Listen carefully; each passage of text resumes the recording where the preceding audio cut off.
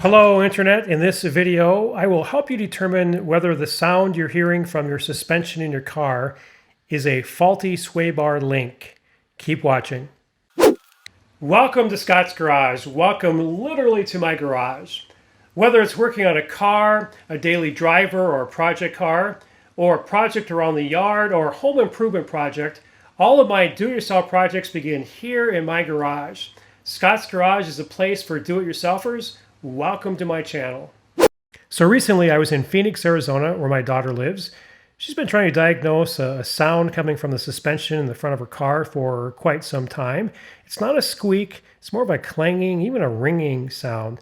The sound is more noticeable at lower speeds, especially from shifting from one side to another. The noise could even be heard after the car was parked and the engine turned off. When you simply get out of the car, you could hear the noise. It sounds like energy that's being pent up, that's being released against metal, causing the ringing sound. Now here are a couple examples. One is pulling into the parking lot and parking, and the other one, I drove some figure eights, and when I did that, we could hear it practically every time we came out of a figure eight.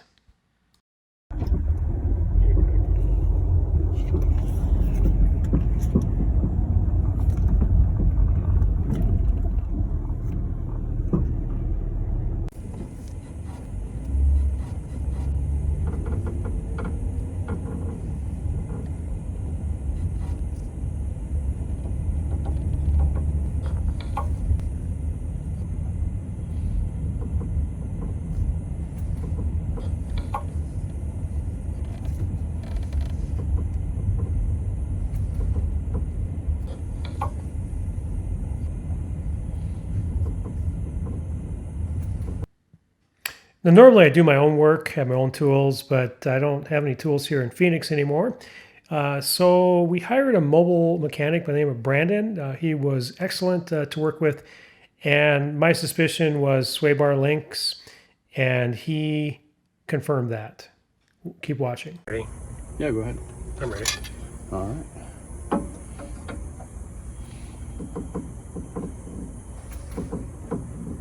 And that's all in the joint of that bushing right there. Okay, so we replicate the noise, and it is the sway bar or sway bar link. That's the sway bar link right there. Okay, so sway bar link's making that noise. Mm-hmm. Thank you so much. Absolutely. All right, I want to end this video by explaining to you the functionality of the sway bar links. And to do that, you need to know a little bit about sway bars. There is both a front and a rear sway bar in most vehicles.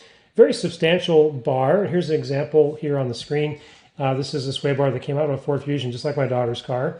And the sway bar basically connects the right side of the vehicle to the left side, and more specifically, the right wheel unit to the left wheel unit, not the spinning part of the wheel, but the wheel assembly, and more specifically the upper control arms on each side. And what the sway bar is intended to do is shift torque in your vehicle. So say you're driving and hit a pothole, one side goes down.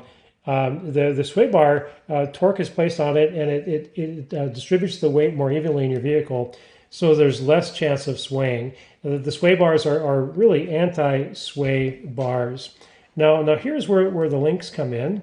The link's going to be highlighted in blue here, but the links basically connect this massive sway bar to the upper control arms, I believe.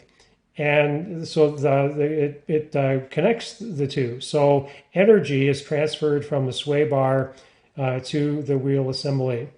And with these little sway bars, there are ball joints that are meant to move slightly.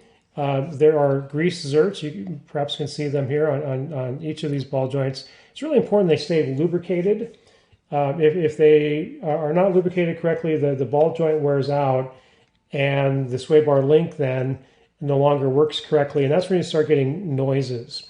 So you have built up energy in the sway bar. It needs to be shifted to the wheel assembly, and it's just not quite working correctly. So it's released, it pops, it rings, even when the car is turned off. It's simply energy being released from the bar.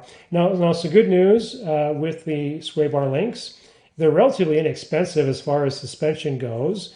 My daughter did have these sway bar links then replaced. I believe she paid less than $250, both parts and labor, to get it done. You can do it yourself. They're relatively easy if you have any mechanical ability to replace. And the second thing with the sway bar links is that if they look good doesn't mean that they are good. Notice that Brandon used a crowbar.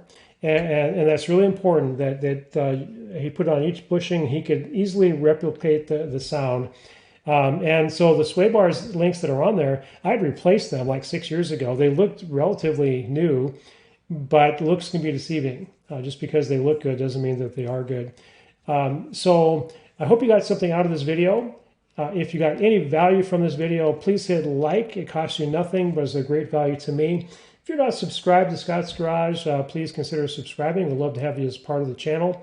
And as usual, have a great day.